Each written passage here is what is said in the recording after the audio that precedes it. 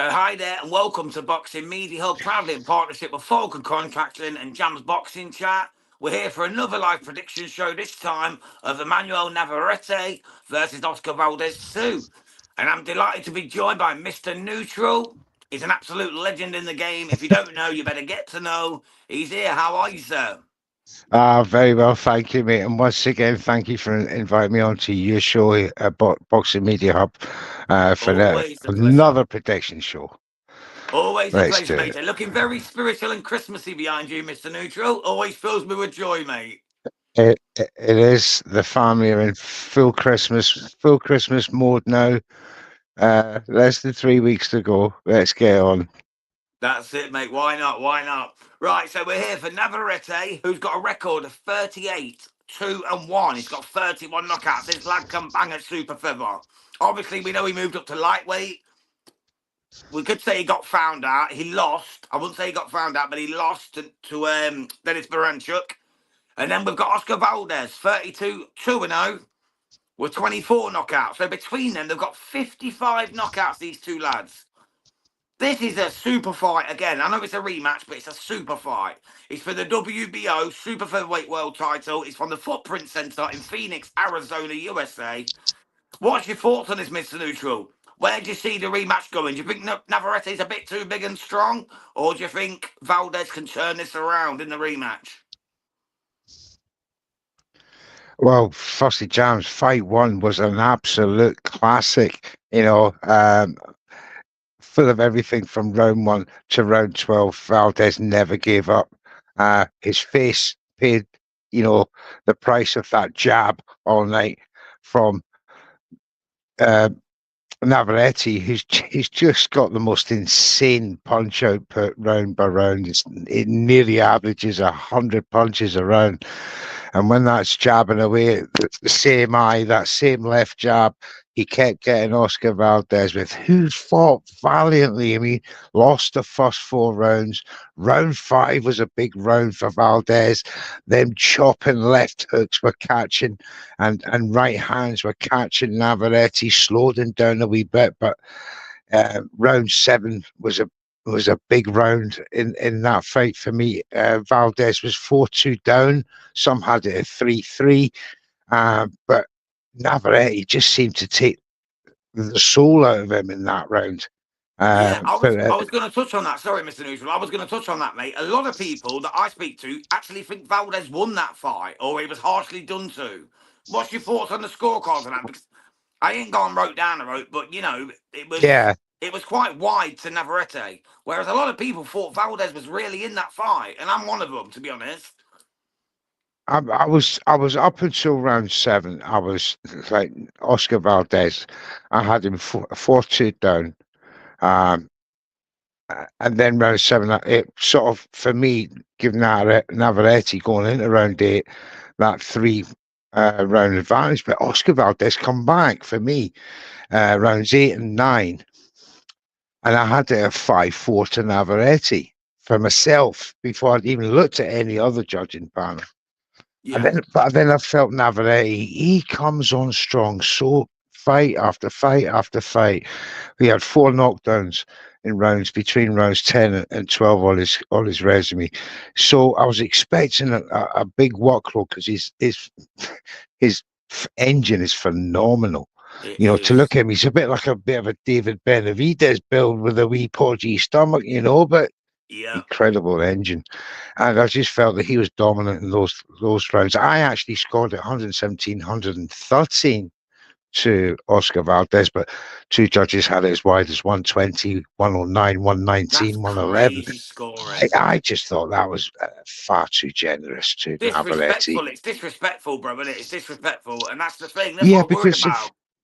yeah, although the volume was favouring Navarrete, a lot of those punches were feeling jabs, and and Valdez was taking many on the gloves, and hence the 20% um, uh, box stats record, punch landed.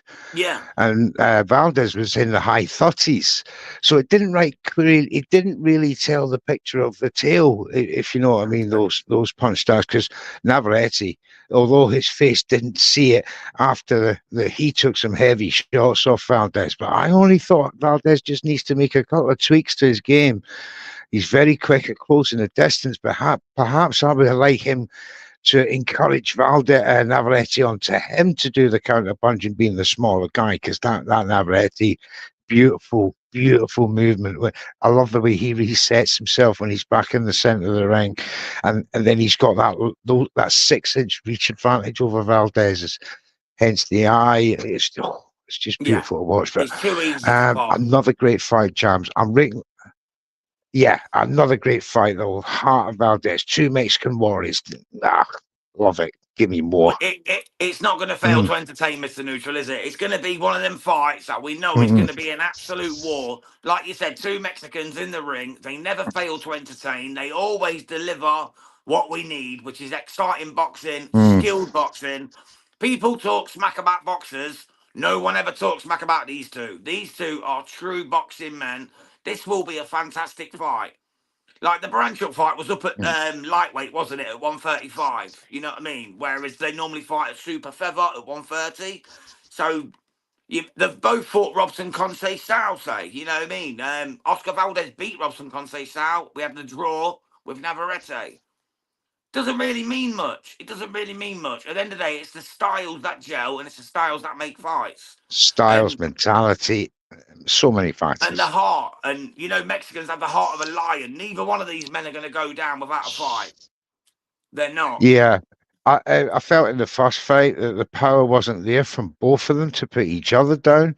Although the more prevalent power shots were coming from Valdez. I Um, would have said yeah, so. Yeah. I can't see another knockout. I can't see a knockout. So it's for me, get the if you the betting odds on this and for the going the distance, no matter who wins, is going to be very generous, around 72 3-1. That is a banker of a bet on the night. And isn't that crazy, Mr. Neutral, when there's 55 knockouts between the two of them? That we're saying that there's going to be no knockout when there's 55 knockouts between them. That just shows the level that we're Crazy to talking say, about isn't here. it? These are two of the best Mexican fighters, Yeah, in my I opinion, of a very good generation. It's an absolute firefight. And there could be a knockout. Of course, there could. With 55 knockouts, it can happen. But they didn't yeah last time. I don't think they will this time. The only time I've seen Valdez really no hurt was against Shakur Stevenson when he put him down in the 6th round. You know what I mean? That's the only time I've ever seen yeah. Valdez hurt. You know what I mean? And that was, again, just, Shakur is a kind That of was a level. flash knockdown. It was a flash knockdown, Exactly. straight back up. Exactly. It was a flash knockdown. He was straight back up and he was in the fight till the end. It was wide scorecards, but he was in the fight. He was in the fight, wasn't he? Yes, You sir. wouldn't want to see him back in with Shakur, would you? To be honest, because Shakur did make that fight look quite easy. Would you say against Oscar Valdez? Against Oscar Valdez, yes, but I'm assuming in this fight as well I've got Shakur Stevenson on the mind now, that Navarrete will do exactly the same Yeah. in this second fight in the rematch. I do expect the same outcome, and then there could be a call for Navarrete to get up in the pecking order at contender level 135. But both Yeah, are and it's moving up in weight, and it's going to be a fascinating insight into how these two gentlemen are going to fare a lightweight. Yeah, I completely agree, mate. I worry about Navarrete though because of his loss to Barinchuk, and obviously he had the draw before that as well against Robson Conceição. So it looks like he's on the decline High almost. class Since he beat operators, though, Valdez, he's not Germs. won a fight. He's not won a fight Yeah. since. That's got to be a worry to his team and the people around him. I don't believe it to be so, but you can imagine people will be saying that he's on the decline. He's only 29 years old, for God's sake. So Yeah. I think he's got plenty left in the tank. You've got that ceiling. Every boxer's got his ceiling.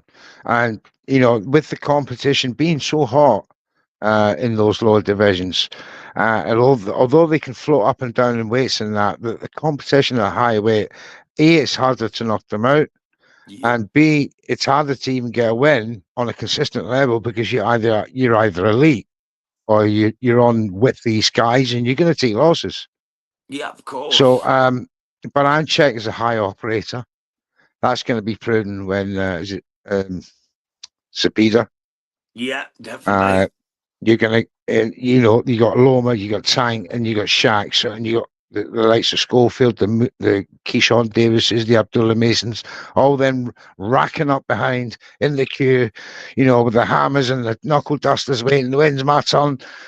It's so hot. So, It yeah, is. let's see how they get on against each other first to see where they can go from there on. But I'm fully expecting another Navarrete win. That range, that jab, for me, it's a weapon. And if he uses it correctly again, and not look for the left, so many left uppercuts as he's looking for in fight one, he can make this look easy.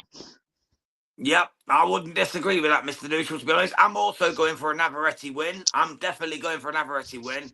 I've been swinging and swaying today, to be honest, as I've been thinking about this prediction show.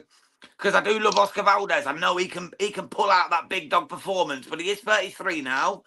He's been in some wars. He's had a few tough fights. Like the score fight took a bit out of him. As we well know, he got dropped and he was badly beat. Not badly beaten, but it was a shock knockdown, a flash knockdown.